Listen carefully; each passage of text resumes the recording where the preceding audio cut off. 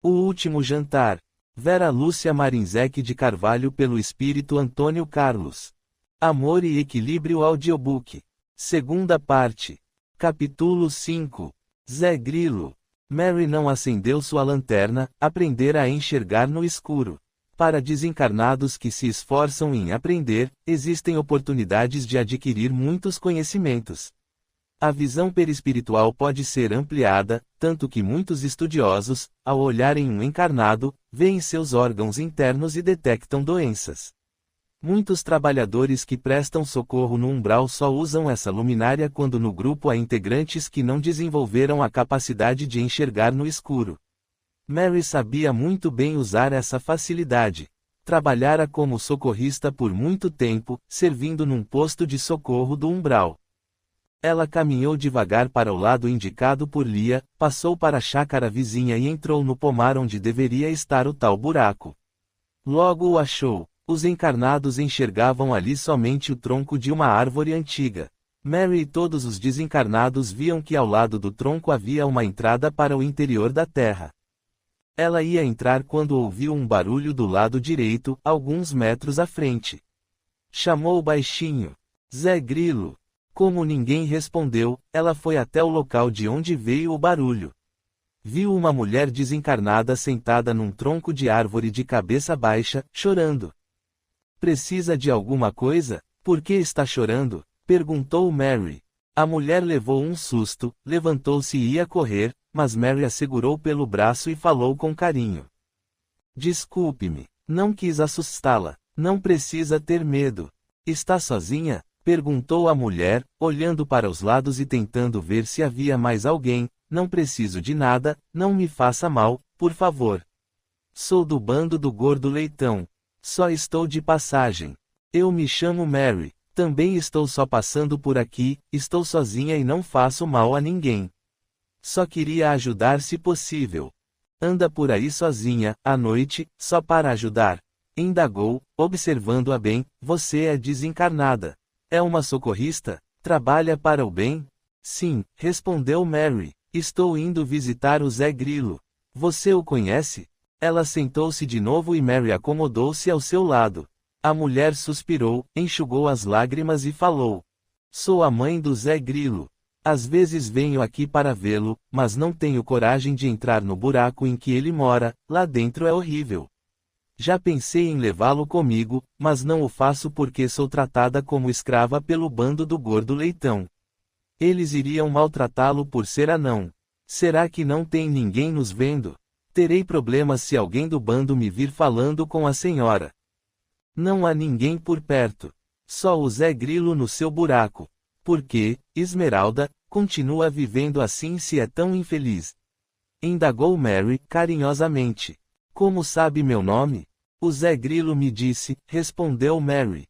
Esmeralda, você não me parece satisfeita com o seu modo de viver. Por que não se arrepende de seus erros, peça perdão a Deus e clama por ajuda? Eu já me arrependi e sofri mais ainda. Acho que não mereço ajuda e não sei viver com pessoas boas e educadas, falou Esmeralda. Quem não sabe pode aprender com pessoas boas que gostam de ensinar. Morar com os bons é receber respeito, com eles se vive com dignidade. Zé Grilo sabe que você está aqui. Não, eu o vi chegar rápido, e estava chorando, nem olhou para os lados e entrou no buraco. Sinto muita pena dele, visito-o raramente, pois me acusa de muitas coisas e acabamos brigando na maioria das vezes que nos encontramos. Vou entrar e conversar com ele, disse Mary, por favor, me espere aqui. Vou trazê-lo para que conversem e se entendam. Mary entrou no buraco. Estava escuro e, para que Zé Grilo a visse, ela acendeu a lanterna. Ele esfregou as mãos nos olhos e exclamou: Mary, você aqui. Vim visitá-lo. Posso me sentar? Sentar-me? Indagou-o. Ficaram em silêncio por instantes. Mary deu uma olhada. Esmeralda tinha razão de não querer entrar e Lia de ter medo do local. Era um buraco debaixo do solo, com cerca de 7 metros de diâmetro, cheio de animais mortos. Eram cadáveres, alguns sangrando, outros quebrados. Não havia um espaço vazio. Zé Grilo estava com uma raposa no colo que tinha os olhos perfurados. O cheiro era insuportável. Na verdade, não eram cadáveres materiais, estes já haviam virado pó, voltado à natureza, como toda a vestimenta física morta. Eram corpos de animais plasmados por ele. Não tem lugar nem para eu sentar. Tive até que pegar esta raposa no colo, justificou-se. Mary fez um sinal com a mão e os animais se amontoaram, abrindo espaço e deixando o chão livre. Ela sentou-se e perguntou-lhe, calmamente: por que está aqui com estes animais? É castigo, meu terrível castigo. Se você limpa o ambiente para se sentar, não dá para tirar esta raposa de cima de mim. Com esta claridade, vejo-os, e ela me repunha. Tudo bem. Mary fez um gesto com a mão e a raposa juntou-se aos outros. Ele sentiu-se aliviado. Vê isto, Mary, são os animais que maltratei e matei. Não matarás, fala o mandamento, e eu matei. Não o fiz para comer nem por estar sendo prejudicado por eles. Eu o fiz por raiva, crueldade, torturando-os. É justo meu castigo. Ele suspirou tristemente e ficou quieto de cabeça baixa. Mary pensou: a crueldade deve ser um dos maiores erros que uma pessoa pode cometer contra outra. E como o karma da pessoa cruel se torna pesado, mesmo quando a maldade é feita a um animal. Ela entendeu que Zé Grilo não tinha conhecimento de que estava sendo cruel, e isso amenizou seu padecimento. O que fizera foi para descontar os maus tratos que recebia. Como não podia maltratar quem o fazia sofrer, ele maltratava os animais. Mas, como isso não está certo, ele sofria havia vários anos numa prisão imposta por ele mesmo, porque um dia nossa consciência nos cobra. Por que você não pede perdão, meu amigo? Perguntou Mary. Como? Falando assim, me perdoa, senhora galinha. Meu perdão, raposa. Tenho chorado e os acariciado, e eles nem se mexem. Acha que animais podem perdoar? E para eles que devo pedir perdão? Não, é para Deus. Você, Zé Grilo, deve perdoar a si mesmo, falou Mary, carinhosamente. Será que Deus me perdoará? Ele também criou os animais, o que fiz foi errado, descontava minhas frustrações maltratando-os. Estava sempre com raiva. Em todos os lugares que ia me chamavam de anão, banquinho, corrimão de escada, etc., riam de mim, e aí eu descontava no primeiro animal que conseguia pegar. Por que será que as pessoas criticam as outras? Ninguém deveria fazer isso, disse Mary. Não se deve criticar as deficiências. Se a pessoa tem o corpo sadio nessa encarnação, pode não ter tido no passado ou poderá não ter no futuro. É um erro fazer críticas assim. É uma maldade. Eu entendo um pouco disso, de ter deficiências no passado ou tê-las no futuro, disse ele. Já estive num lugar que era chamado de umbral. Lá diziam que já vivemos muitas vezes em corpos diferentes e que eu havia nascido anão por ter abusado de um corpo físico grande. Disseram-me que já fui alto, forte e maltratei pessoas. Se isso for verdade, não mudei muito. Nasci anão e, como não pude maltratar pessoas, eu o fiz com animais. Sou um caso perdido. Não acho, expressou-se Mary, Deus nos perdoa sempre quando estamos realmente arrependidos. E você está, não é? Se pudesse voltar no tempo, você maltrataria os animais. Não, de jeito nenhum, exclamou Zé Grilo. Então, meu amigo, peça perdão. Quando queremos ser perdoados, nós somos, e temos oportunidades de reparar nossos erros e melhorar nossa vida. Quero isso, Mary. Se eu tiver oportunidade de nascer de novo em outro corpo, gostaria de ser veterinário e ajudar os animais, sendo eu deficiente ou não. Mas como faço para ser ajudado? Peça auxílio, Zé Grilo. Mas me diga, você gosta de sua mãe? A única que conheço é Mamãe Esmeralda, falou ele, suspirando, gosto dela, só que, quando nos encontramos, brigamos muito. Ela nunca me defendeu nem me repreendeu. Talvez, se tivesse me orientado, me explicado na primeira vez em que maltratei um cão, eu teria aprendido e não estaria aqui com estes animais a me torturar. Não podemos colocar a culpa dos nossos erros em outras pessoas, meu amigo, explicou Mary. Você está se autopunindo. Estes animais podem sumir caso você se sinta perdoado. Vamos tentar? Ore e peça perdão a Deus. Zé Grilo duvidou, porém resolveu tentar e orou. Pai do céu, fui mal com os animais.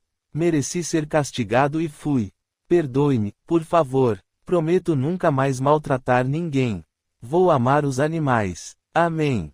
Mary desfez a forte impressão que Zé Grilo tinha e sustentava daquelas figuras de animais mortos. Ele olhou encantado e passou a mão pelo chão. Só havia terra, os animais haviam sumido. Gritou feliz. Deus perdoou-me, perdoou-me. Virou-se então para Mary e perguntou: Quem é você, uma bruxa? Sou só uma pessoa que tenta fazer o bem para ser boa um dia, respondeu Mary. Agora, venha, tem uma pessoa aí fora querendo falar com você. É Dona Lia, eu a desculpo e vou lhe pedir perdão. Brigamos à toa, falou Zé Grilo. Ele saiu rápido e rindo, deparando com Esmeralda. Então parou e ficou olhando-a, quieto. Mary saiu atrás dele e comentou: Vocês dois têm muito que conversar. Vamos sentar no tronco. Zé Grilo, lembre-se da oração que fez em que pediu perdão e o obteve. Somos perdoados apenas quando perdoamos. A bênção, mamãe, exclamou ele. Deus o abençoe, meu filho, respondeu Esmeralda. Por que você está tão contente? Aqueles animais sumiram porque eu pedi perdão a Deus, respondeu ele. Sei que fui culpada por você sofrer tanto assim, disse Esmeralda, suspirando triste. E eu nunca lhe perguntei se a senhora sofreu, falou Zé Grilo. Pois eu também padeci muito, exclamou Esmeralda. Sabe, meu filho, eu errei bastante. Você tem razão em me acusar. Sou sua mãe mesmo, você não foi adotado. Não fui, por que me escondeu isso? Soube pelos falatórios, mas a senhora sempre desmentiu. Riram tanto de mim por isso. Diziam que eu era tão feio e pequeno que minha mãe, ao me ter, me abandonara para não morrer de susto, que nem minha própria mãe me amara. Sentia tanto ao ouvir esses comentários. Por que fez isso comigo? Ele se levantou e ia se exaltar. Mary olhou para ele e em seguida para o buraco. Zé Grilo se acalmou e sentou-se novamente. Esmeralda falou baixo, com a voz triste. Eu era jovem quando meus pais morreram, tinha 2 irmãos mais velhos e casados que exigiam muito de mim. Eles queriam que eu fosse muito honesta, mas não me davam nenhum carinho ou atenção. Morava aqui na chácara com uma velha empregada. Apaixonei-me por um homem e só depois de algum tempo descobri que ele era casado. Ao ficar grávida, ele me abandonou, foi um período difícil. Tentei abortar, mas não consegui, escondi a gravidez, só a empregada sabia. Você nasceu no tempo certo e o escondemos. Era bem pequenino. Depois de 2 meses dissemos para todos que o encontramos na porta de casa. Algumas pessoas desconfiaram, houve falatório, mas não puderam afirmar nada com certeza. Nós o levamos a um médico e ele constatou que você era anão. Apiedamo-nos e tentamos cuidar bem de você. Quando essa senhora, que era para mim uma segunda mãe, faleceu, ficamos só nós 2. Não tive coragem de enfrentar a sociedade e meus irmãos e preferi mentir. Perdoe-me, meu filho, tive medo e preferi dizer que você fora adotado. Deve ter sido difícil tudo isso para você, não é, Esmeralda? Perguntou Mary. Foi, sim, sofri bastante e, quando meu corpo físico morreu, padeci mais ainda, respondeu ela. Quando encarnada, não tive religião, fui revoltada, viciei-me em bebida alcoólica e, pior, não eduquei bem José Ari. Quando desencarnei, fui para o umbral e acabei fazendo parte de um bando. Agora vago por aí, venho aqui quando a saudade aperta, queria sofrer em seu lugar. Amo você, meu filho. Não ama nada, exclamou Zé Grilo, que, olhando para Mary que o observava tranquilamente, resolveu mudar o tom de sua voz. Está bem. Acredito que gosta de mim, pois eu a amo. Acho que nós 2 fomos parecidos, descontamos nossas frustrações nas pessoas que amávamos ou que estavam próximas. Eu a perdoo e até a entendo. Naquela época o preconceito contra a mãe solteira era bem maior. Ficaram por instantes em silêncio. Mary pensou. Muitas vezes fazemos algo que não queremos por temer a opinião alheia. Um erro não conserta outro. Esta frase é dita por todos nós e muito pouco praticada. Se Esmeralda tivesse tido coragem de assumir o filho, José Ari não teria, certamente, ganhado o apelido de Grilo, porque não seria chato como dissera Lia. Não teria sofrido com as críticas, escutando que a mãe o abandonara. Ela não sentiria tanto remorso nem se amarguraria tanto, não teria se viciado em bebida alcoólica. Tudo teria sido mais fácil, o preconceito sempre traz consequências dolorosas. As pessoas ainda veem o cisco no olho do próximo e não se dão conta da trave no seu. Vive-se em uma sociedade em que se tem normas, direitos e deveres e deve-se, em primeiro lugar, estar em paz com a consciência. As pessoas que costumam cobrar bons procedimentos dos outros normalmente são aquelas que nem auxílio oferecem. Porque aquelas que ajudam não têm tempo para criticar. Os pais deveriam educar seus filhos para não diferenciar crianças com deficiência. Deveriam ensiná-los a ser caridosos e corrigir suas tendências viciosas e maldosas. Talvez, se todos compreendessem a lei da reencarnação, não haveria distinções entre nós. E eu estou aqui, ao lado de duas pessoas que erraram, sofreram e não souberam lidar com o preconceito. E você também sofreu, meu filho, por ter sido anão. Deus é injusto por ter feito você assim, falou Esmeralda, suspirando profundamente. Zé Grilo, Esmeralda, meus amigos, disse Mary, Deus não é injusto. Vocês viram que sobrevivemos à morte do corpo físico. A vida é única. Estagiamos no plano físico e voltamos à espiritualidade. A vida continua. Já vivemos muitas vezes num corpo carnal, tivemos muitos nomes e aparências, fomos de muitos jeitos. Deficiências físicas são quase sempre reações a atos indevidos. Também podem ser provas escolhidas, para demonstrar a nós mesmos que, embora deficiente, podemos agir corretamente. Não é o meu caso. Expressou-se Zé Grilo, sinto que já fui mal. Tive algumas lembranças do meu passado, de outras existências, e vi os erros cometidos. É uma pena. Remoer erros não serve para nada, falou Mary. Temos de aproveitar as oportunidades do presente e ter esperanças no futuro. E o propósito de vocês agora deve ser aproveitar para se reconciliarem, pedir perdão, perdoar e rogar ajuda a Deus. É Deus mesmo que nos acode? Perguntou Esmeralda. É um filho dele ajudando a outro, respondeu Mary. São as pessoas boazinhas que fazem isso, não é? Quis saber Esmeralda. São aqueles conscientes de que o mundo só melhorará se as pessoas forem úteis, se deixarem de ser servidas para servir, explicou a socorrista. Será que os bons nos aceitarão? Achamos que eles são chatos e que castigam, falou Esmeralda.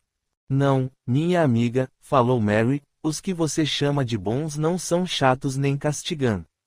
Disseram isso a você para que não pedisse ajuda, para que ficasse longe deles e continuasse sendo escrava, servindo-os. Você já viu um socorrista? Prestou atenção nele? Você é uma socorrista? Perguntou Zé Grilo, sinto que é diferente, tem o olhar tranquilo e parece feliz. Sou uma trabalhadora que aspira a fazer o bem. Sou feliz. As pessoas que querem ser boas não castigam, e sim auxiliam. E é isso que estou tentando fazer com vocês. Existe outra forma de viver desencarnado, a locais bonitos e limpos. Só que, para serem assim, tem de haver ordem e disciplina. Os que necessitam recebem ajuda e, quando estão bem, aprendem a ser úteis. Mary, você acha que eles darão um jeito na minha aparência? Poderei crescer? Perguntou Zé Grilo. Tenho certeza de que sim. Você também receberá auxílio nesse sentido, respondeu a socorrista. Quero ir para um lugar desses, Mary. Exclamou Zé Grilo, estou cansado de sofrer. Quero aprender a ser bom, a fazer o bem. Mamãe, por favor, peça para ir também, para ficarmos juntos. Tenho medo, receio que não me aceitem, afinal agi de maneira muito errada, disse Esmeralda. Para onde irá, as pessoas compreendem e ajudam. Elas seguem o exemplo de Jesus, nosso Mestre amado, que muito nos ama, falou Mary. Jesus perdoou Madalena. Ele não deixou que apedrejassem a mulher adúltera. Vou pedir perdão. Vamos ajoelhar, meu filho, disse Esmeralda. Mary ia dizer que não precisava ajoelhar, mas os dois o fizeram e pediram perdão, rogando que fossem levados para um lugar bom. A socorrista também orou e mentalizou o posto de socorro que havia visitado.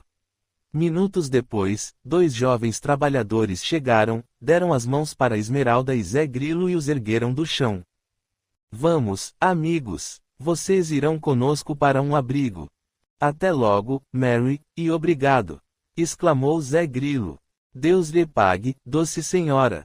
Expressou-se Esmeralda. Os socorristas volitaram com eles. Mary olhou para o local onde antes havia o buraco, ele tinha sumido. Ela voltou para o paiol devagarzinho. Capítulo 6. História de Isaura. Mary entrou no paiol e viu Lia dormindo, seu sono era agitado. Aproximou-se e orou, impondo as mãos sobre sua cabeça e acalmando-a.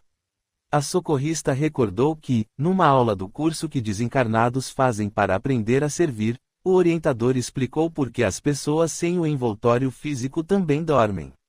Quando o corpo carnal morre, temos de aprender a viver no plano espiritual com o perispírito, que é a cópia do corpo físico.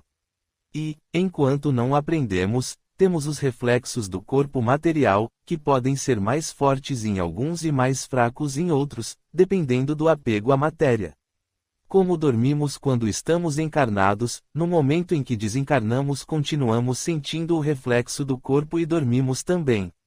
Para alguns, o sono é reparador, para outros, o sono é perturbado por pesadelos. Conforme os desencarnados vão entendendo e adaptando-se, eles vão se livrando desses condicionamentos e, não os tendo mais, param de dormir. Ficar acordado para os bons é ter mais tempo disponível para trabalhar, auxiliar, aprender e progredir, e para os maus, para agir imprudentemente. Espíritos que cometem erros acabam sentindo um vazio que dói. Eles sentem as horas passar devagar e pensam no sono como uma bênção que não merecem. Normalmente têm medo de dormir e serem atacados, não podem confiar em ninguém. Tudo isso é um sofrimento que a maioria deles não admite. Desencarnados como Lia, que vive como se fosse encarnada, embora saiba que seu corpo físico morreu, dormem como se estivessem no corpo carnal. Mary saiu do galpão, ficou na varanda da casa, olhou para o firmamento e se pôs a admirar as estrelas. Como é linda a obra do nosso Criador! Balbuciou. Depois, começou a pensar na história das pessoas envolvidas com aquela casa e orou. Meu Deus, me ilumine e me esclareça para que eu possa ajudar do melhor modo possível. Lágrimas escorreram pela sua face. Receou novamente não conseguir auxiliar. Mary. Carlos Augusto. Que bom vê-lo! Exclamou Mary, sorrindo. Ela refugiou-se nos braços do orientador e ele carinhosamente afagou seus cabelos. Vim conversar um pouco com você, disse ele, gentilmente. Mary contou tudo o que acontecera e do receio que estava sentindo. Acho que não irei conseguir ajudar Lia, disse Mary. Mas você já a está ajudando. São amigas, você a tem escutado. É tão bom quando temos alguém para nos ouvir, disse Carlos Augusto.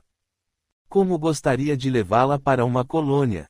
Lia, como já lhe expliquei, ela não ficará bem em nenhum lugar se não resolver o que a aflige.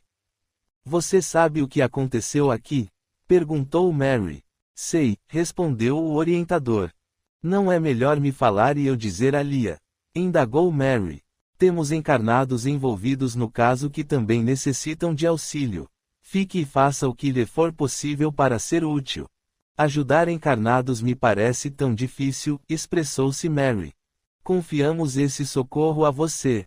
Não desanime e esclareça esse caso para você mesma. Nunca pensei que alguém pudesse tirar dos meus escritos ideias para um assassinato, suspirou Mary, aborrecida. Nunca iria imaginar quando encarnada que, ao ter meu corpo físico morto, me envolveria numa história de crimes e seria uma detetive. Você, meu amigo, tem razão, não posso voltar para a colônia, para os meus estudos, e deixar Lia achando que sou culpada. Seus maldizeres me incomodam. Até logo, Mary. Que Deus a abençoe. Carlos Augusto se despediu, abraçando-a com carinho. Mary sentiu-se melhor. O carinho de uma amizade sincera nos faz muito bem. Ela ficou ali na varanda, meditando, orando e pensando em tudo que vira e ouvira. O dia clareou e ela foi acordar Lia. Acorde. O dia está lindo. Lia levantou-se, passou a mão pelos cabelos e pela roupa se arrumando, olhou para os pés calçados e disse: Que bom estar de sapatos. Onde está o Zé Grilo? Ele ainda não veio? Não, acho que nosso amigo está dormindo tranquilamente, respondeu Mary. Vamos entrar na casa e ver Isaura fazer o café. Sinto-me bem quando faço isso. Mary foi com ela. Compreendeu que Lia sentia-se bem porque sugava as energias de Isaura quando ela se alimentava. Era como se Lia se alimentasse também. Tendo reflexos do físico, ela sentia fome. Enquanto a encarnada alimentava-se, ela sugava seus fluidos e, tendo a impressão de que comia, sentia-se saciada. Entraram na cozinha e lá estavam Isaura e Eva conversando. Lia sentou-se numa cadeira e Mary ficou perto delas. Escutaram as duas empregadas. É isso mesmo, Eva, foi assim que aconteceu. O Sr. William e a Dona Aide estavam na varanda. Um vaso que ficava na mureta caiu e por pouco não espatifou em cima dela. O Sr. William chamou o primo dele que é investigador da polícia para vir até aqui. Ele acha que alguém está querendo matar sua esposa. Primeiro o acidente com o carro e ontem à noite com o vaso. Não estou gostando dessa história. Expressou-se Eva. Você não está mentindo? Será que você não voltou para cá ontem à noite? Perguntou Isaura. Por que eu faria isso? Por que eu voltaria? Está duvidando de mim? Acha que sou capaz de assassinar alguém? Indagou Eva, exaltada. Você tem motivos para tentar matar a Dona Aide. Era amante do Sr. William e queria se casar com ele, respondeu Isaura. Queria. Pensava. E daí? Eu me iludi. William nunca me disse que ia se casar comigo. Eu é que sonhei. Quando ele voltou da viagem casado, fiquei decepcionada. Mas foi só. Não vou ficar chorando por isso a vida toda. Sou nova, bonita e já arrumei outro namorado. Se estiver preocupada com esse investigador, é porque sempre sobra para os pobres, para os empregados. Eva, naquela noite em que Dona Lia faleceu, eu tomei um pouco de sopa. Não aconteceu nada comigo. Se tivesse cogumelos envenenados, eu também teria morrido. Isaura, por favor, não fale isso. Você me prometeu, exclamou Eva. Por que teme que eu conte? Foi você, Eva, quem colocou o veneno na sopeira que estava na sala? Perguntou Isaura, em tom baixo. Não, não fui eu, mas, se souberem da sua história, serei acusada. Isaura, se você falar que tomou a sopa, direi a todos o seu segredo. Sim, eles saberão que você não é essa santinha que parece ser. Falarei a Gina, escreverei ao Jorge Luiz. Contarei que você amou e foi amante de Geraldino, o primeiro esposo de Dona Lia. Lia se engasgou. Ela prestava atenção na conversa das duas e, ao ouvir a revelação, ficou transtornada. Mary ajudou-a, segurando sua mão com força. Ela melhorou rapidamente e continuaram escutando. Sabe bem que amei Geraldino e que ainda o amo, exclamou Isaura. Foi e ainda é a legítima esposa dele. A sua viúva, expressou-se Eva. Conheci Geraldino quando vim trabalhar nesta casa. Era jovem, bonita e o amei assim que o vi. Ele me disse que seu casamento fora um erro e que só não se separava de Dona Lia pelo menino, o Jorge Luiz. Logo depois nasceu o Edson. Nós nos amávamos muito e tínhamos planos de ficar juntos assim que os meninos crescessem. Só que ele morreu.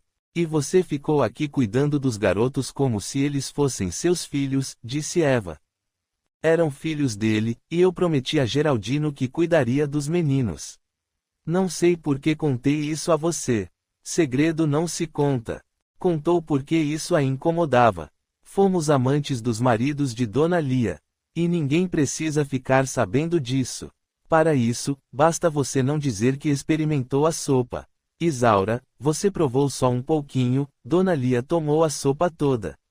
Tinha cogumelos venenosos, fez mal a ela porque foi em grande quantidade. Isaura enxugou as lágrimas e falou: Está bem, não falarei e você também ficará quieta. Lia saiu correndo, foi para o paiol. Mary foi atrás dela. Mary, como sou infeliz, que traição, nunca pensei que Geraldino me traísse. E com Isaura, uma empregada que era tratada como se fosse da família.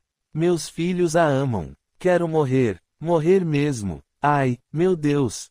Mary a abraçou e ela foi se acalmando. Será que foi Eva quem me matou?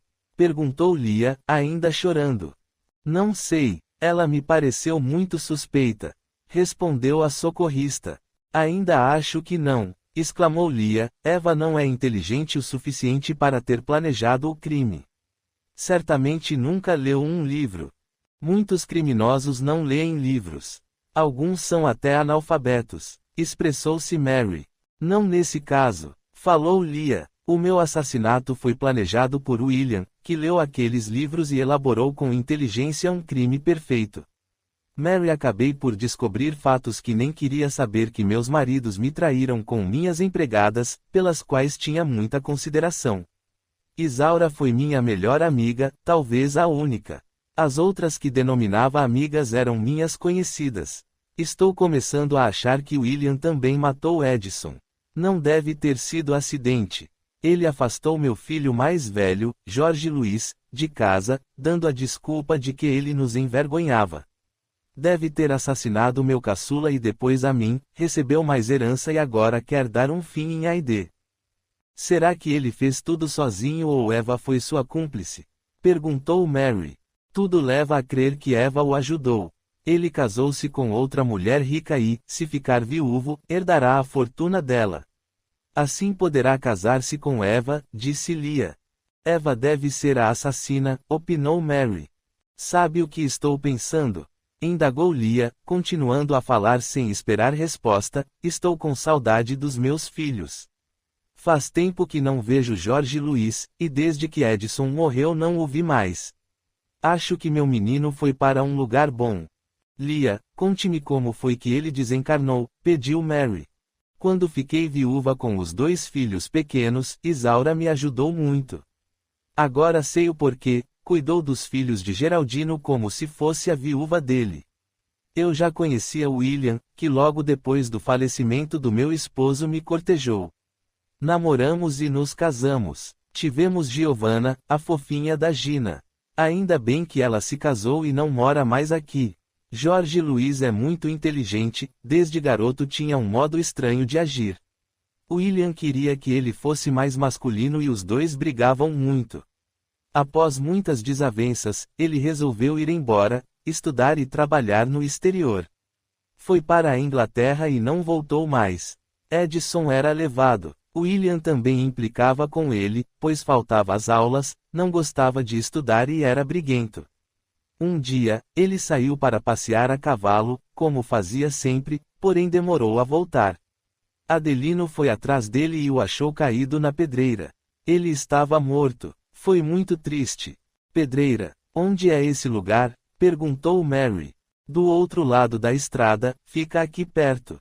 É uma pedreira desativada. Lá tem um buraco profundo. Depois do acidente, cercaram-na. Não sei por que Edison foi lá e como caiu. Lia voltou a chorar e Mary a consolou. Quando ela se acalmou, a socorrista a convidou. Vamos voltar para dentro da casa e continuar escutando as conversas. Não, vá você. Depois você me conta, se escutar algo interessante. Estou muito triste. Você ainda está com muita raiva de Isaura? Perguntou Mary. Como falei, estou triste, infeliz. Mas a raiva está passando, respondeu Lia. Admiro você, minha amiga. É incapaz de guardar mágoas. Nunca odiei ninguém nem quero ter esse sentimento, principalmente agora depois de morta. Às vezes uma pessoa nos faz muitos favores e, por uma ofensa, não a queremos mais como amiga. Temos facilidade de ver mais os defeitos do que as qualidades, expressou-se Mary. Suas palavras são sábias, disse Lia devagar, desejo continuar querendo bem Isaura. Ela errou ao me trair, ao se envolver com um homem casado. Mas, ela foi muito boa para mim, foi uma mãe, talvez mais do que eu, para os meus filhos. É essa lembrança que quero guardar dela. Quero ter sempre na memória os favores que ela me fez. Também não sinto raiva de Eva por ter me traído.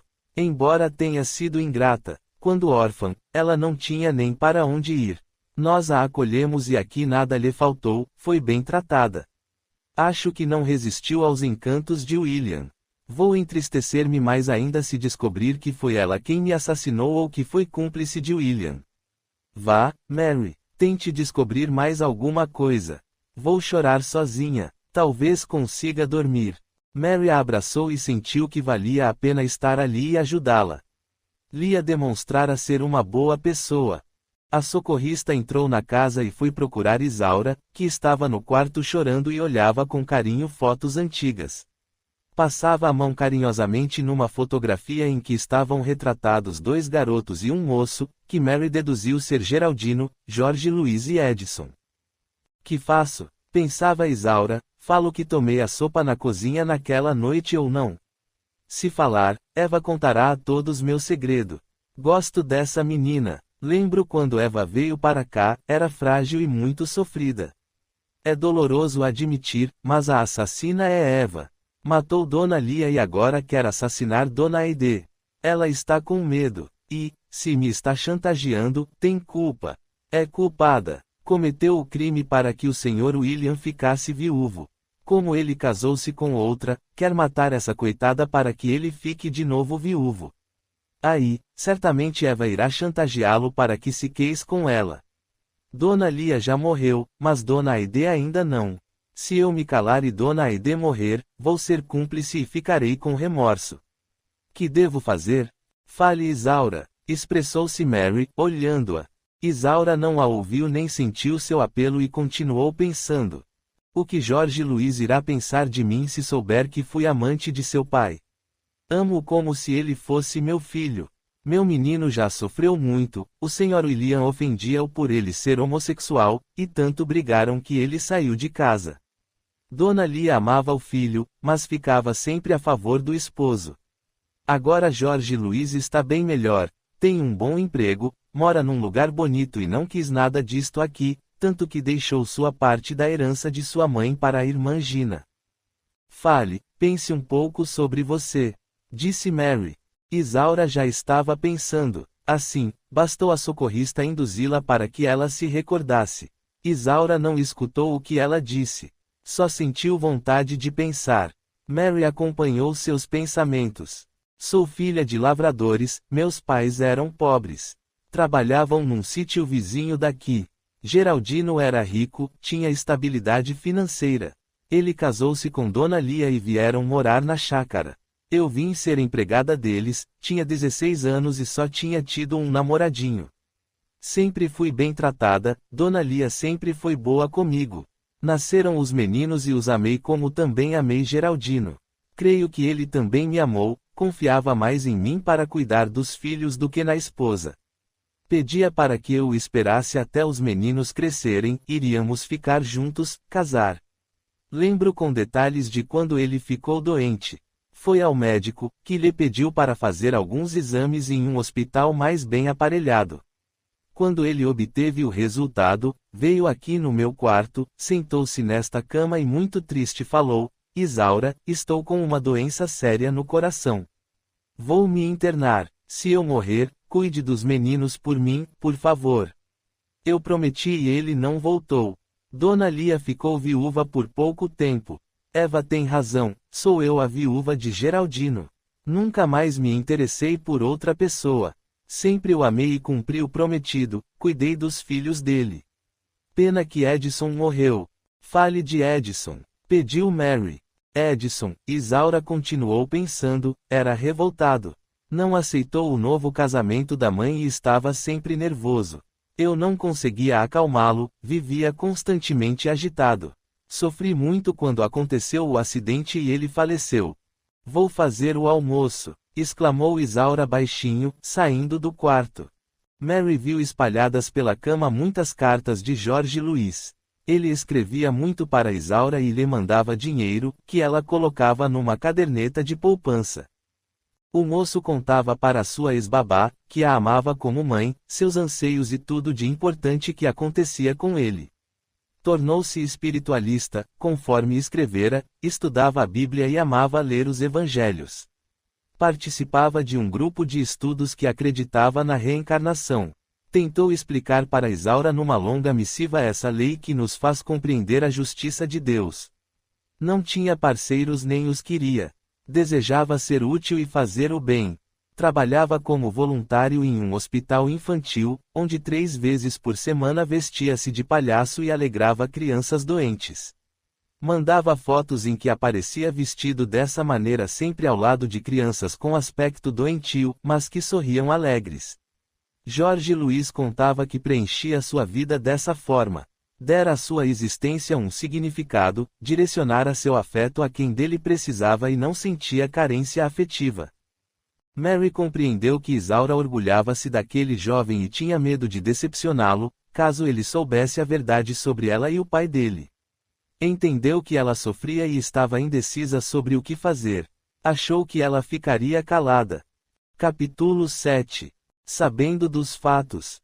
Mary voltou ao galpão e encontrou Lia sentada num canto, triste. Ao vê-la, Lia disse: Amiga, foi William quem me matou. E acho que o acidente em que Edson morreu não está bem explicado. Ele não gostava do Jorge Luiz e, quando este foi embora, passou sua implicância para o Edson, que era um garoto. Eu achava, naquela época, que meu marido queria educá-lo. De fato, meu filho não estava bem, era um adolescente rebelde, não queria estudar e saía com más companhias. Mas, foi um acidente estranho. A polícia achou o cavalo pastando por perto. Dizem que investigaram, mas eu nunca fiquei sabendo o que aconteceu. William cuidou de tudo. Achei que era uma demonstração de carinho de sua parte. Agora que sei que foi ele quem me assassinou, desconfio também que matou Edson. Vou gritar para ele saber que descobri. Lia saiu correndo em direção à casa e Mary correu atrás dela. Entraram na sala e encontraram William lendo um jornal. Assassino! Você é um criminoso cruel! Gritou Lia, com raiva. William parou de ler, deixou o jornal cair, recebeu fluidos negativos, passou a mão pela testa e falou baixinho. Assassinato! Não deve ter ocorrido nada disso nesta casa. Estou com medo à toa. Lia morreu por imprudência dela mesma, por sua mania de tomar sopa de cogumelos. Foi um acidente. Gostava dela e senti sua morte. Amo a Aide como nunca amei alguém. Devo estar estressado e imaginando coisas. Ninguém quer matá-la. Você foi amante de Eva. Traiu-me sem pudor. Você não presta, gritou Lia, olhando-o fixamente. Eva, falou William baixinho. Será? Eu sempre disse a ela que não a amava, que era só uma aventura. Quando Lia morreu, tive remorso por tê-la traído, e justamente com a empregada que ela acolheu quando ficou órfã, por isso acabei com o relacionamento. Falei até que nunca me casaria com ela. Meu Deus, será que Eva está tentando matar Aide? Tomara que Reginaldo não demore a chegar. Você me queria bem, teve remorso? Indagou Lia, já mais calma. William sentiu-se incomodado e desabotoou os primeiros botões da camisa, aliviando o pescoço. Ficou quieto. Lia percebeu que ele estava pensando e indagou a Mary. Você consegue saber o que ele pensa? Sim, respondeu a socorrista, vou dizer a você, seu ex-esposo está pensando que a queria bem e a seus filhos também. Lia torceu as mãos, dizendo para Mary. Posso até perdoá-lo por ter me matado, mas, se ele assassinou Edson, não sei o que faço. Ela virou-se para William, aproximou-se e gritou. Assassino! Você matou Edson! Não e não! Edson suicidou-se. Ele mesmo se matou, resmungou William, sentindo um mal-estar. Como é? Do que você está falando? Pense nisso. Quero saber. Falou Lia, autoritária. William pensou. Mary ouviu seus pensamentos e disse para Lia. Edson tinha 12 anos quando William ficou sabendo que o menino estava usando drogas. Não contou a você para não magoá-la nem preocupá-la, porque você estava sofrendo com a partida de Jorge Luiz. Era ele que resolvia os problemas do garoto na escola e até com a polícia. Edson roubou uma quantia grande de dinheiro. E, quando o encontraram morto, foi achado junto dele um papelote de cocaína. A autópsia revelou que ele tomara uma overdose. Ninguém ficou sabendo se ele caiu por acidente ou se suicidou. William acredita que Edson se matou. É isso mesmo que ele pensou. Meu Deus! Exclamou Lia, apertando a mão de Mary, agora estou confusa. Será verdade? Lia, disse a socorrista, vá para o paiol. Irei em seguida. A ex-dona da casa saiu devagar, com a cabeça baixa. Mary deu um passe em William, tirando a energia de raiva, nociva que Lia jogara nele. Ele melhorou, pegou o jornal e tentou ler. Estava cansado, preocupado e ansioso para que o primo chegasse logo. William, disse Mary mentalmente, pense sobre você. Como foi a sua vida? Mary pediu, e ele podia ou não atendê-la. Temos o nosso livre-arbítrio. Nesse caso, como William estava apreensivo, com vontade de falar, ele pensou, e foi como se desabafasse com alguém. Atendeu ao pedido de Mary, embora não soubesse dessa possibilidade nem acreditasse ser isso possível. Os fatos acontecem independentemente de se acreditar ou não. Sentimos energia de raiva, ódio, bem como de amor e carinho. A socorrista transmitiu calma a ele, que suspirou aliviado e se pôs a pensar. Sou de família pobre, sempre quisera ser rico, era ambicioso. Aproveitei que era bonito e esforcei-me para ser agradável. Estudei com vontade, fui bom aluno. Terminei a 8ª série e não consegui continuar os meus estudos. Fui trabalhar em um escritório de advocacia, e foi lá que conheci Lia. Ela ia lá às vezes com Geraldino e, quando ficou viúva, passou a ir com mais frequência, para fazer o inventário. Uma tarde vim até aqui na chácara trazer alguns documentos e ficamos conversando. Comecei a arranjar desculpas para vir visitá-la. Meu pai me dizia, se você quer ser rico, case-se com essa viúva. Fiz tudo para conquistá-la. Lia resistiu, mas acabou se apaixonando por mim e nos casamos. Tentei ajudá-la na administração dos bens e com os filhos. Nasceu Giovanna, minha filha, que só me deu alegrias. Quis educá-los igualmente. Não queria que Jorge Luiz fosse homossexual, e foi um alívio quando ele foi embora. Edson só me deu preocupações. Tive esperança de recuperá-lo, e então aconteceu a tragédia. Escondi a verdade de Lia, deixei que ela pensasse que fora acidente. Evitei que minha esposa sofresse. Agora estou preocupado com Gina, ela não gostou de me ver casado com Aide. Será que foi ela quem tentou matá-la? William suspirou, balançou a cabeça e balbuciou. Não, Gina, não. O que foi, Sr. William? Que falou? Não escutei, disse Isaura, que entrara na sala. Nada, Isaura, respondeu ele, estava pensando que Gina não gostou de me ver casado com Aide. O senhor não esperou nem um ano para se casar. Magoou a menina, que é muito delicada e sensível. Mas, bondosa como é, ela logo esquecerá a mágoa e será amiga de Dona Aide, disse a empregada. Você acha mesmo, Isaura? Queria muito isso. Amo minha filha. Com o esposo dedicado que ela tem que lhe faz todas as vontades, não ficará triste por muito tempo. É verdade. Agenor faz tudo para agradá-la. Espero que continue assim, expressou-se William. O senhor desconfiou dele no começo do namoro, mas Dona Lia gostava do Agenor, falou Isaura. É que ele era muito farrista e mulherengo quando solteiro. Pensei que iria nos pedir muito dinheiro. Mas Agenor arrumou um bom emprego, ganha bem e nunca nos pede nada. Minha implicância com ele deve ser ciúme de pai. Continuo não gostando dele, só que lhe sou grato por fazer Gina feliz. Vim saber se o senhor quer algo diferente para o almoço. Será que Dona Aide quer fazer o cardápio? Perguntou Isaura. Cuide você disso. Aide está indisposta, enjoada e não quer nem ouvir falar em comida, disse William. Isaura foi para a cozinha, William passou a ler o jornal e Mary foi ver Aide, que estava no seu aposento, deitada. A futura mamãe sentia os enjoos provocados pela gravidez. Aide estava triste e pensativa. Mary acompanhou seus pensamentos. Não sei se agi certo casando-me com William. Estou com receio das coisas que têm acontecido. Primeiro foi o carro, se eu tivesse ido viajar, talvez tivesse morrido. Eu tinha de levar alguns documentos numa cidade próxima e, como estava indisposta, William pediu para Adelino levá-los para mim. Disseram que o freio estava danificado. O empregado habilidoso e bom motorista, ao descer a serra, quando percebeu que estava sem freio, virou o carro, entrou numa estrada secundária e depois em um campo. Será que eu faria isso? Certamente eu me apavoraria e tentaria continuar descendo, o acidente poderia ser fatal. Depois o vaso. Como caiu? Quero voltar a morar na minha cidade, no meu apartamento. Vou pedir isso ao meu esposo.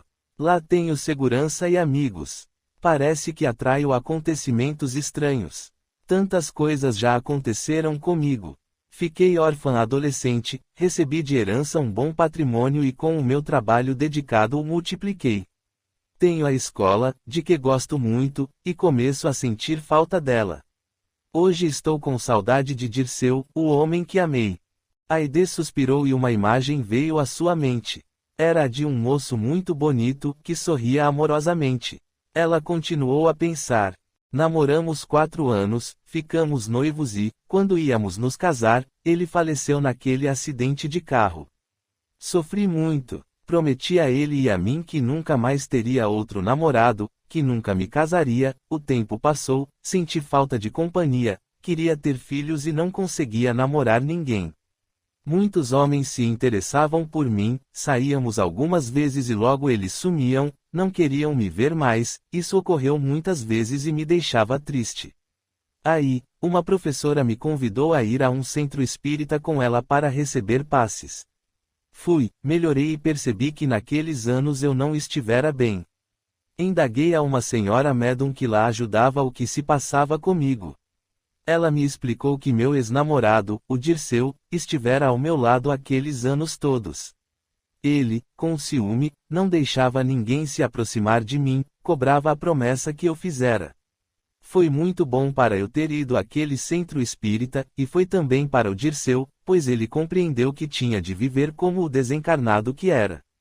Conheci William e achei que poderíamos dar certo, éramos ricos e viúvos. Eu sempre me considerei viúva. Tínhamos chances de ser felizes e eu de realizar o sonho de ser mãe.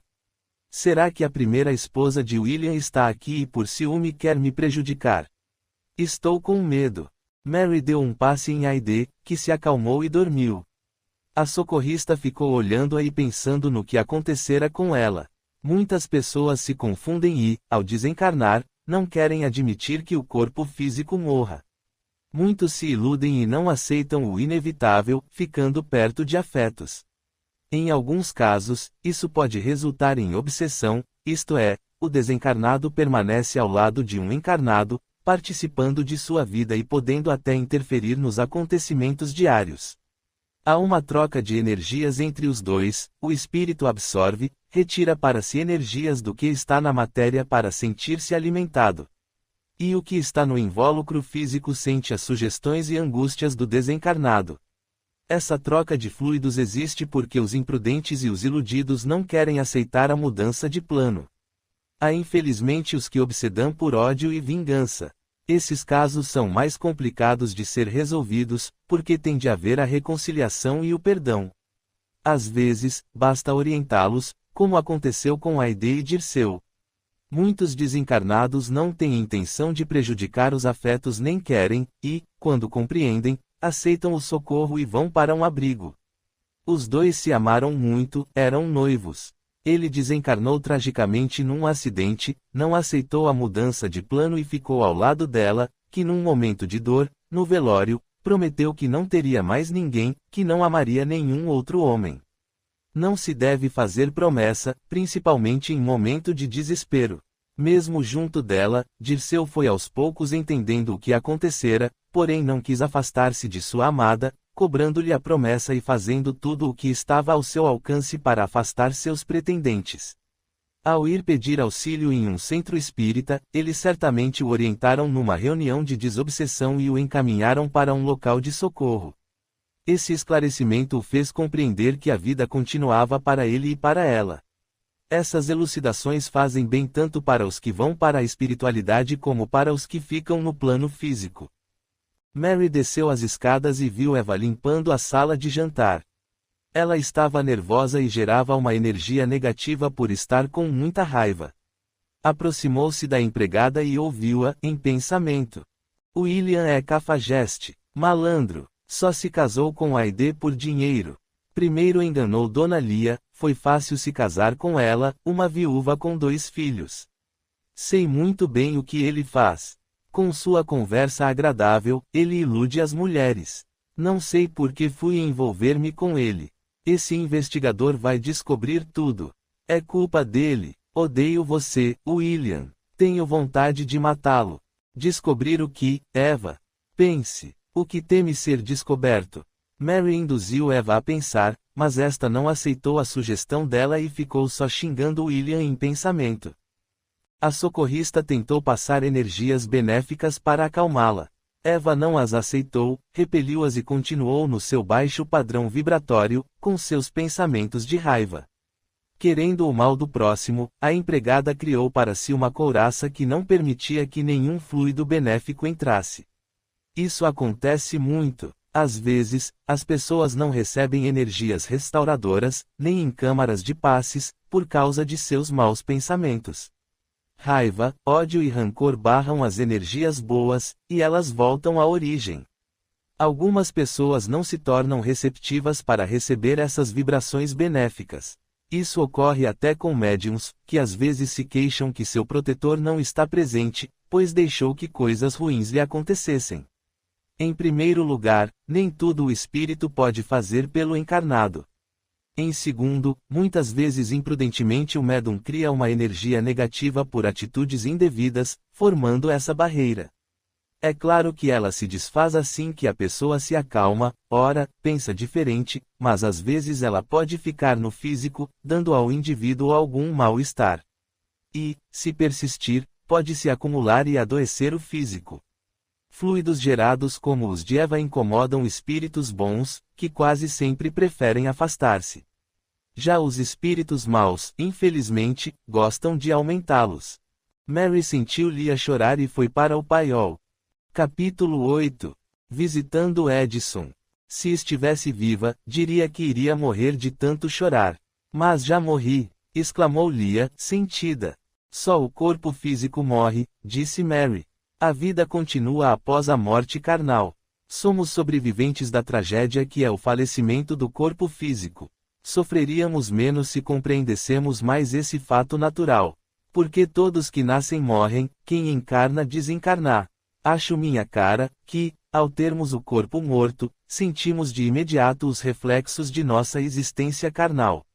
Para aqueles que viverão sem apego, fazendo o bem, não se deixando escravizar por coisas materiais e se ligando às espirituais, a desencarnação é tranquila. Não existe a morte que acaba com tudo. Só existe a vida, e essa mudança para ser boa ou má, depende só de nós. Zé Grilo me disse uma vez que só morre quem é vivo, mas isso não me serviu de consolo, disse Lia, suspirando. Continuamos vivas, Lia, a morte do corpo só nos leva a viver de outro modo. Estou com saudade do Edison, falou Lia, enquanto lágrimas escorriam abundantemente pelo seu rosto. Sofri muito quando ele desencarnou e ainda sofro. É muito triste ver alguém que amamos falecer. Quando vi meu filho no caixão, pensei que fosse morrer também. A dor é muito grande. Lia chorou alto, Mary também chorou, só que baixinho. A socorrista sentiu a dor da companheira. Querida, exclamou Lia, você é minha amiga. Por que podemos dizer que alguém é nosso amigo quando este sofre conosco? Estamos chorando juntas. O pranto nos dá alívio. esclareceu Mary. Minha amiga, eu não tenho muito a oferecer. Você quer dormir neste canto? Cedo-lhe o meu lugar. Quer meus sapatos? Não quero nada, Lia, obrigada. Estou bem sentada neste banco e tenho os meus sapatos. Você não quer descansar um pouco? Dormir? Tenho receio de dormir a essa hora, respondeu Lia, e não conseguir fazê-lo à noite. Passar a noite acordada é muito triste. E agora parece que não terei mais o Zé Grilo para conversar. Ele sumiu. Enquanto você estava lá na casa, fui atrás dele, não o encontrei e não vi mais o buraco em que dormia. Ele desapareceu. Acho que foi viver onde os desencarnados moram. Deus deve ter tido pena daquele anão. Quando encarnado, ele fez atos errados e seu castigo foi grande. Tomara que esteja bem. Certamente está, respondeu Mary. Descanse, Lia, caso fique acordada à noite, eu lhe faço companhia. A socorrista fez com que Lia dormisse. Ficou por minutos pensando onde estaria o filho dela que desencarnara e o que teria de fato acontecido. Resolveu ir ao posto de socorro que havia visitado e onde Esmeralda e Zé Grilo foram abrigados. Volitou até ele, no portão, disse que queria informações e foi convidada a entrar. Atendida novamente pelo orientador da casa, Mary foi direto ao assunto e pediu. Gostaria de obter informações sobre uma pessoa, Edson, filho de Lia, que desencarnou há alguns anos. Mary continuou a conversa dando mais detalhes. Recordo-me desse fato, o mocinho estava com 16 anos. Ele atualmente está numa colônia que abriga suicidas, esclareceu o orientador. Meu Deus, ele se matou. Então é verdade o que William pensou. Quero ir lá. Como faço? Indagou Mary. Vou pedir para um socorrista de a casa levá-la, respondeu o orientador, gentilmente. Não é porque desencarnamos que sabemos tudo, como também os socorristas não conhecem todos os lugares do plano espiritual, que é tão extenso quanto o plano físico ou mais. Desencarnados com mais conhecimento e experiência, ao terem referências sobre determinados lugares, podem se sintonizar e ir sozinhos. Mary ainda não os tinha o suficiente para isso. Ela só foi ao posto de socorro porque ele era perto. Carlos Augusto havia lhe falado e dado referências sobre o local onde estava localizado, como era, etc. Logo foi até eles um senhor de agradável aspecto. Este é Josemar, um trabalhador que conhece bem a região e a casa de socorro em que quer ir. Após os cumprimentos, eles saíram do posto de socorro. Josemar pegou delicadamente na mão de Mary e eles volitaram. Logo estavam em frente a uma colônia de porte pequeno, perto do umbral, em que eram abrigados imprudentes que deserdaram da existência no físico. Há muitas dessas casas de auxílio ou socorro pela terra, pelo Brasil. São singelas, simples, com jardins floridos e com grandes enfermarias, que estão sempre com muitos abrigados. Eles foram recepcionados por uma moça muito bonita, Nelma. Após escutar Mary, ela os conduziu para uma ala onde estavam em tratamento, em recuperação jovens que fugiram da vida física e encontraram muitas decepções e sofrimentos na continuação da vida, na espiritualidade. Entraram numa enfermaria com tudo muito limpo e com 12 leitos. Nelma aproximou-se de um leito e disse: Aqui está o Edson. Vou acordá-lo para que você, Mary, converse com ele. Edson, acorde. Você tem visita. O jovem abriu os olhos e observou bem os dois, Mary e Josemar, tentando reconhecê-los. Você não nos conhece, Edson, disse Mary. Sou amiga de sua mãe, de Lia. Como mamãe está? Ela ainda sofre muito pela minha morte. Hoje cedo eu a senti chorando por mim, falou ele. Sua mãe desencarnou e, disse Mary. Desencarnou? Como? Por quê? Ela se suicidou? Perguntou o garoto. Lia não se suicidou, respondeu Mary. Ainda bem, exclamou Edson, aliviado, como ela está? Querendo vê-lo, respondeu Mary. Ela sabe o que aconteceu comigo. Indagou. Encarnada, ela acreditava que fora um acidente. Só agora ficou sabendo de tudo, depois de ouvir os pensamentos de William, mas não sabe dos detalhes, respondeu Mary. Queria lhe pedir perdão, disse Edson. Vou sair um pouco e já volto, falou Mary. Mary chamou Nelma com a mão e elas saíram do quarto. Foram ao jardim e Mary pediu: será que não podemos trazer a mãe para vê-lo? Lia ainda não foi socorrida, mas será, com certeza, em breve. Se os dois se virem e se entenderem, será bom para ambos. Podem, respondeu Nelma, vai ser muito bom para ele pedir perdão à mãe por tê-la feito sofrer tanto. Uma grande angústia que sentem os que imprudentemente deserdaram da vida encarnada é o remorso por ter causado transtornos e padecimentos a entes queridos. Saber da dor dos pais e senti-la os amargura, e eles sentem uma grande vontade e necessidade de serem perdoados. Traga a mãezinha do Edson. Vou prepará-lo e o trarei para cá, para o jardim, onde os dois conversarão. Você me ajuda, Josemar? Perguntou Mary ao socorrista, que a acompanhava. Ajudo. Volitaram até o paiol. Lia, acorde. Temos visita, exclamou Mary. Ela acordou, sentou-se e observou o socorrista. Mary explicou: este é Josemar, um senhor desencarnado como nós que pode nos levar até Edson. Para ver meu filho? Perguntou Lia, espantada. Sim, respondeu Mary. Ele veio aqui para nos levar. Você chorou, pediu a Deus para vê-lo e o Pai amoroso permitiu que alguém viesse ajudá-la. Muito obrigada. Primeiro a Deus e depois a você, Josemar. Quero ir. Lia levantou-se e Mary ajeitou-a.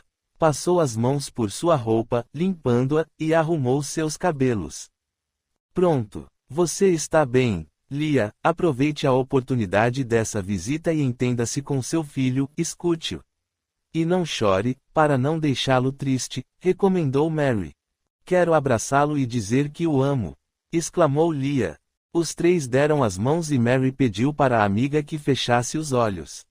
Volitaram. Quando abriu os olhos, Lia estava no jardim da colônia, próxima a Edson, que estava sentado num banco.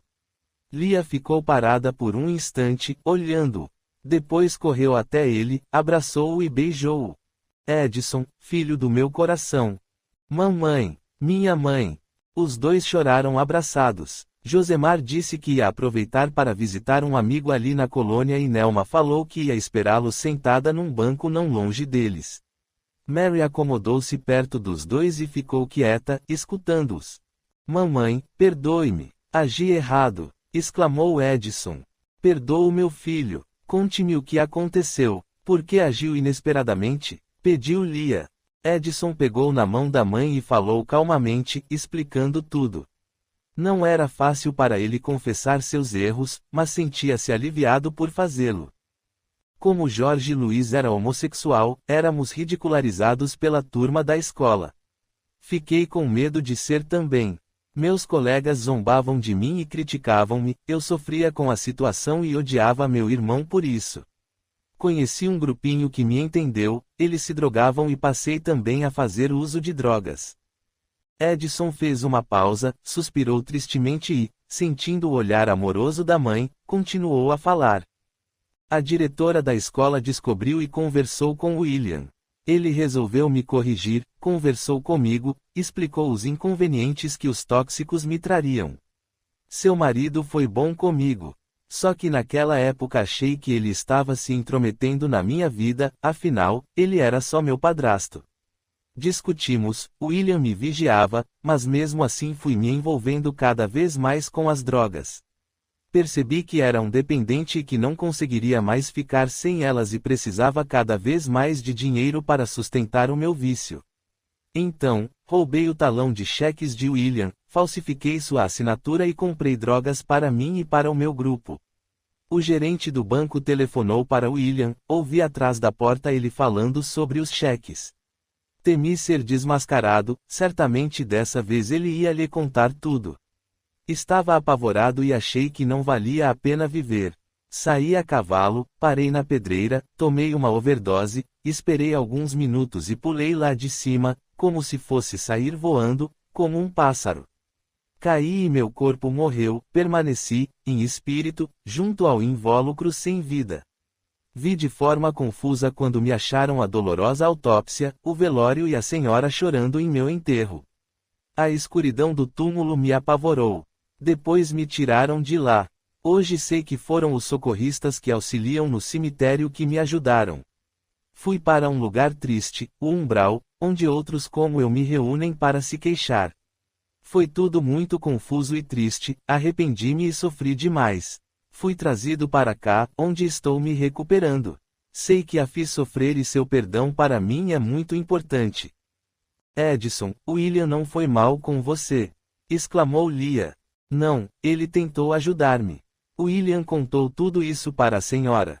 Ele não me falou nada, para mim você havia desencarnado por um acidente.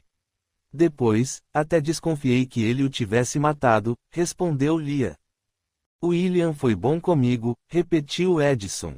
Ele fez de tudo para que eu não me viciasse nem saísse com más companhias. Se não lhe contou a verdade, é porque quis poupá-la. Mamãe, meu pai tem vindo me visitar, ele também sofreu com a desencarnação. Não estava preparado e revoltou-se com a mudança de plano que foi obrigado a fazer com a morte de seu corpo físico. Arrependeu-se por tê-la traído e por ter feito Isaura prometer que cuidaria de nós. Ele acha que estragou a vida dela. Aborreceu-se muito quando a senhora casou-se novamente. Agora está numa colônia, aprendendo a viver como um desencarnado. A senhora já sabia que meu pai foi amante de Isaura. Soube há pouco tempo, respondeu Lia, suspirando. Mamãe, lembre-se de que Isaura foi sempre boa conosco e que a ajudou demais. Gosto dela. Você tem razão, Edson. Isaura foi muito boa conosco. É disso que devemos lembrar. Continuo gostando dela. Ainda bem, exclamou o garoto. Ficaram conversando e lembrando de fatos agradáveis. Mary levantou-se e foi sentar-se junto a Nelma, deixando-os juntinhos e à vontade. Nelma, você trabalha aqui há muito tempo.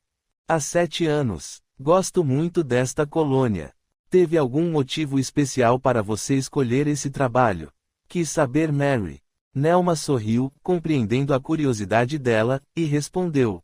Na minha penúltima encarnação, desencarnei por imprudência, suicidei-me. Achei que estava apaixonada, fui desprezada e tomei veneno. Sofri por muito tempo e fui socorrida por bondade do Pai Maior, por dedicação de pessoas que ajudam os que sofrem. Irmão auxiliando irmão. Estive abrigada numa colônia igual a esta e depois tive o esquecimento com a bênção da reencarnação. Voltei a vestir um corpo físico, esquecer aquele ato insensato me fez bem. No físico, fui deficiente, surda-muda. Era filha de mãe solteira, nós nos amávamos muito. Minha mãezinha tomou conta de mim com amor e, quando adulta, fui eu quem cuidou dela, que ficou doente. Um dia, ao ir à padaria, olhei o semáforo, que estava aberto para os pedestres, e pus-me a atravessar a movimentada avenida, tranquilamente. Um caminhão, que estava com o freio avariado, descia em alta velocidade. Pessoas gritaram só que, como eu não ouvia, fui atropelada, desencarnei. Dessa vez foi diferente, mereci ser socorrida imediatamente. Tive uma existência exemplar, não me revoltei, fui boa filha e fui religiosa. Minha mãe sofreu muito com a morte do meu corpo físico. 2 anos depois ela veio se encontrar comigo. Hoje ela mora em outra colônia e nos visitamos sempre. Nelma fez uma pausa, sorriu de modo delicado e continuou a falar. Ao vir para o plano espiritual, adaptei-me rapidamente, dias depois estava falando e ouvindo. Aprendi a viver na espiritualidade, passei a ser útil. Tinha horror só em falar em suicídio e, como esse assunto me incomodava, recordei que já me suicidara. Pedi para trabalhar auxiliando os suicidas, estudei para servir com sabedoria e vim para esta colônia. E aqui estou agradecida por poder ajudar num local parecido com aquele onde fui ajudada. Aqui há muitos abrigados? Perguntou Mary. Sim, há muitos, respondeu Nelma, nossos socorridos normalmente ficam aqui por muito tempo. Temos deste lado as enfermarias. Do lado esquerdo temos as salas de aula, as bibliotecas, a área de lazer, onde os que se encontram melhor têm a oportunidade de aprender a viver como desencarnados, de fazer o bem, de ser úteis à comunidade que os abriga. Eu leciono no período da manhã, à tarde auxilio nas enfermarias, onde estão os jovens. Tenho folga um dia na semana, e hoje é minha folga.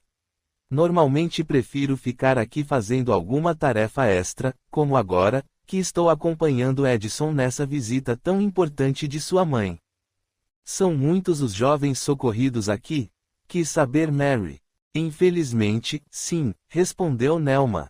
Não entendo como alguém pode ter coragem de matar seu próprio corpo. A morte é sempre tão temida, exclamou Mary. É difícil julgá-los, seja de corajosos, seja de covardes. Para muitas pessoas, os suicidas são covardes ao querer abandonar a vida física fugindo dos problemas. E você tem razão, temos medo de morrer. Assim, muitos os taxam de corajosos. Para mim, são infelizes, porque a vida não acaba e eles não conseguem fugir dos problemas, que não são resolvidos no plano material, mas se agravam no plano espiritual. Mesmo os que são socorridos padecem, pois sentem remorso, e a maioria tem os reflexos do corpo e das dores que passaram. É muito pior o estado deles quando estão vagando. E padecem muito quando estão no Vale dos Suicidas, lugar em que se reúnem no umbral. E, como Edison, são muitos os jovens que matam a si mesmos. Aqui temos alas só para eles. Gosto muito de estar aqui, amo o que faço e cada jovem que auxilio. Penso no quanto eu já fui auxiliada. Você tem planos para o futuro? Perguntou Mary. Tenho, quero ajudar suicidas por mais uns 20 anos. Depois vou estudar, me preparar para reencarnar e, no corpo físico, trabalhar em favor da vida. Quero tentar impedir que pessoas matem seu próprio invólucro carnal, respondeu Nelma, entusiasmada.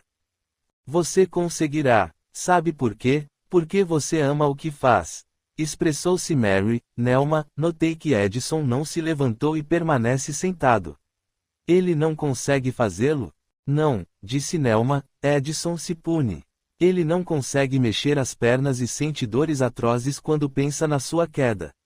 Está fazendo tratamento, e creio que por muito tempo ainda se sentirá assim. Disse a você que ia prepará-lo e o fiz. Fortifiquei-o, para que não sentisse dores, e o coloquei sentado. Espero que a mãe não perceba, vê-lo tranquilo é melhor para ambos. Ela pensará no filho sadio e ele se esforçará para ficar como a mãe o imagina. O socorrista Josemar que as levara foi até Mary e disse a ela: Está na hora de voltarmos. Aproximaram-se dos dois, mãe e filho estavam abraçados. Beijaram-se emocionados na despedida. Agradeceram a Nelma. Os três saíram da colônia, deram as mãos e volitaram. Em instantes estavam no paiol. Obrigada, Josemar. Deus lhe pague, exclamou Lia, agradecida. Por nada. Agora vou embora. Tenho muito que fazer, falou o socorrista. Será que você não pode me levar? Perguntou Lia, não quero mais saber quem me matou nem por quê. Perdoo todos, quero recomeçar. Fico contente por você pensar assim, Lia, disse Mary, mas, há um assassino ou uma assassina na chácara que está querendo cometer outro crime. A vida de Aide corre perigo. Você deve ficar mais um pouco aqui e tentar ajudá-la. Você tem razão, falou Lia, não é estranho.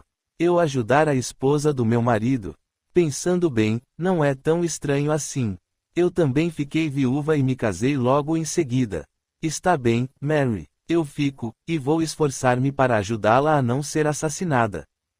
Josemar despediu-se e as duas ficaram sozinhas no galpão. Estou contente por ter visto meu filho, disse Lia. E confusa. William o ajudou, cuidou de tudo, me poupou. Ele não matou Edison. Quanto a mim, já nem sei o que pensar. Será que foi ele, Eva, os dois, alguém do grupo homossexual que nos visitou? Não tenho raiva de quem fez isso. William me ajudou, Eva foi criada na casa conosco. Queria ir embora, mas não é certo deixar a coitada da Aide que está grávida ser assassinada. Só tem um inconveniente. Não sei o que fazer para evitar um crime. Você sabe. Vamos vigiar e tentar descobrir quem quer assassiná-la, respondeu Mary. E, se descobrirmos, o que iremos fazer? Iremos à polícia, contaremos ao delegado. Eles nos escutarão, indagou Lia. Mary compreendeu que era bem complicado e respondeu, sorrindo. Vamos confiar. Se aqui estamos para fazer isso, devemos fazê-lo da melhor maneira possível, e dentro das nossas possibilidades. Mary, você acha que um dia eu poderei ficar perto do meu filho Edison? Sim, mas pode demorar um pouco, respondeu Mary. Você deve ir primeiro para outro lugar, para uma colônia, isto é, uma cidade espiritual. Deve aprender a viver como desencarnada, a ser útil, e aí poderá pedir para trabalhar onde seu filho estiver. Não ficaremos juntos porque ele se suicidou, não é? Indagou Lia. O que ele fez foi uma grande imprudência. Ainda bem que não existe castigo eterno e o sofrimento não é para sempre. Deus é bom demais. Vou fazer tudo isso que você disse e mais. Vou dar valor ao auxílio recebido e esforçar-me para aprender. E, quando for possível, cuidarei dele e de outros. Esta manhã foi movimentada, exclamou Mary, suspirando. Se foi. Descobrimos muitos fatos e fizemos muitas coisas, disse Lia, concordando. Lia suspirou. Aquietaram-se por alguns instantes. Então escutaram um barulho, era um carro se aproximando.